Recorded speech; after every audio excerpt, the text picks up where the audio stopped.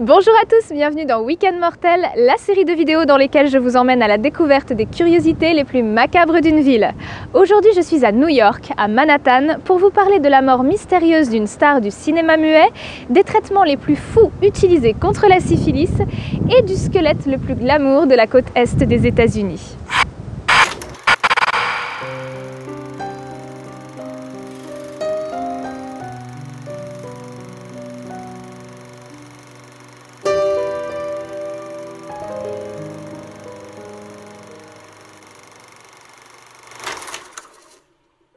New York est une ville particulièrement hantée.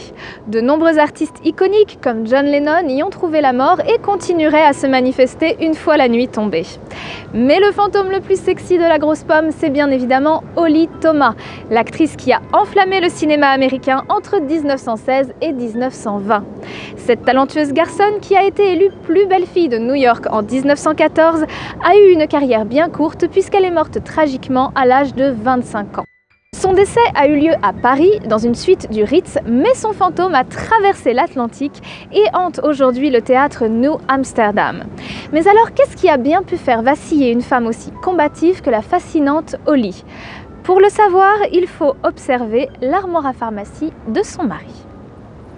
Les circonstances de sa mort restent mystérieuses et débattues, mais l'hypothèse la plus répandue, c'est qu'en voulant prendre des somnifères, Holly aurait avalé par mégarde le traitement à base de mercure que son mari, Jack Pinford, prenait pour traiter sa syphilis. La syphilis est une maladie sexuellement transmissible causée par la bactérie Treponema pallidum qui apparaît en Europe à la fin du XVe siècle.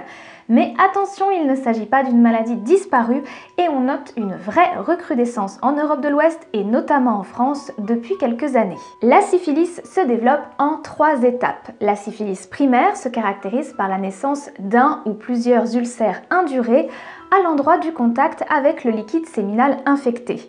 La syphilis secondaire se caractérise par des éruptions cutanées, des maux de gorge et des fièvres. Enfin, la syphilis tertiaire survient après une période de latence qui peut durer plusieurs années et elle s'accompagne des symptômes les plus graves. Parmi ces symptômes, on compte le développement de ce qu'on appelle des tumeurs gommeuses dans tous les tissus du corps et des dommages neurologiques qui peuvent conduire jusqu'à la folie. La syphilis tertiaire peut être diagnostiquée par les archéologues puisqu'elle ronge le squelette, créant ce qu'on appelle des caries syphilitiques. La syphilis est l'une des maladies les plus stigmatisées de l'histoire, vue à tort comme un synonyme de maigre hygiène ou de dépravation. Du coup, les populations accusaient systématiquement les voisins de l'avoir apportée dans le pays. Les Italiens et les Anglais s'accordent à accuser les Français en appelant la syphilis le mal français, tandis que les Danois, les Portugais et les Maghrébins s'accordent à accuser les Espagnols en appelant la maladie le mal catalan. Et en Europe, on assiste à un courant accusateur assez intéressant qui se développe de l'Est vers l'Ouest, puisque les Russes accusent les Polonais accusent les Allemands et les Allemands accusent les Français encore.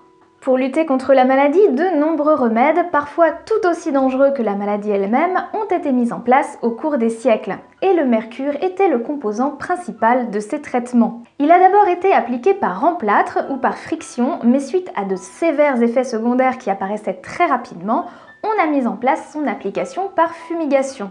On mettait alors le patient dans une espèce de grosse boîte, parfois même on utilisait un tonneau. Alors bien sûr, au 19e et 20e siècle, la nocivité du mercure est parfaitement connue.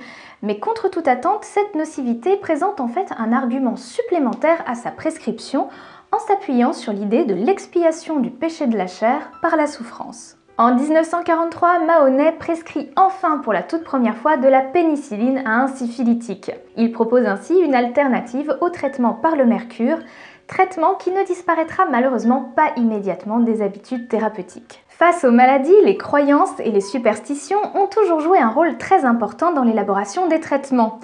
Parmi les pratiques les plus étranges pour lutter contre la syphilis, on note par exemple l'application d'une peau de coq dépecé vivant sur le pénis infecté. En cas d'absence de gallinacée, une grenouille ouverte en deux peut également servir de fourreau aux membres virils malades. Mais la syphilis a également fait de nombreuses victimes collatérales humaines en la personne des jeunes gens vierges des deux sexes. En effet, c'est une croyance ancienne et tenace que les malades pourraient guérir leur maladie vénérienne en ayant un rapport sexuel avec une personne vierge. La virginité permettrait en quelque sorte de purifier le malade. C'est une pratique qui avait encore cours dans l'Angleterre victorienne et qui a toujours cours de nos jours chez certaines populations. Alors il est très difficile pour les anthropologues ou les sociologues de travailler sur ce type de questions. Toutefois, une équipe de praticiens en médecine légale a récemment publié que ces croyances étaient toujours vivaces chez certaines personnes vivant actuellement en France. New York est une ville glamour et les magasins de cosmétiques y sont légion. Mais au numéro 109 de la 3e avenue, vous pourrez trouver une boutique un petit peu particulière. Il s'agit de la maison mère de la marque Kiehl's qui abrite une égérie hors du commun, un véritable squelette humain connu sous le nom de Mr. Bones. Si la marque Kiehl's est désormais uniquement dévolue à la beauté et au bien-être, elle était à la base une enseigne de pharmacie. Du coup, dans la toute première boutique qui a ouvert à New York en 1851, on présentait un véritable squelette monté, comme c'était le cas dans la plupart des pharmacies à l'époque. Soucieux de renouer avec l'image santé de la marque, la maison mère a décidé de réexposer ce vestige vieux de 170 ans. Mais la marque a également décidé d'affubler toutes ses boutiques d'un squelette en plastique vêtu d'une blouse de pharmacien. La prochaine fois que vous passerez devant une boutique Kiehl's, vous saurez toute l'histoire. L'authentique Mr. Bones est un squelette monté sur lequel on a peint des plages rouges et bleues, permettant de visualiser l'emplacement des points d'accroche des différents muscles. Un muscle s'est attaché aux os par 2 points. Le point d'attache qui se situe sur l'os le moins mobile est appelé l'insertion d'origine et est traditionnellement figuré en bleu. Le point d'attache qui se trouve sur l'os le plus mobile s'appelle l'insertion terminale et est traditionnellement figuré en rouge. Mr. Bones est devenu beaucoup plus qu'une coqueluche, c'est maintenant ni plus ni moins l'égérie de la marque. Et en 2012, il a été l'atout charme d'une exposition branchée appelée Meet Mr. Bones. Lors de cette exposition, les artistes les plus en vue du moment, comme le graphiste Frank Kozik, le photographe Terry Richardson ou encore le Lego artiste Nathan Sawaya ont customisé des Mr. Bones.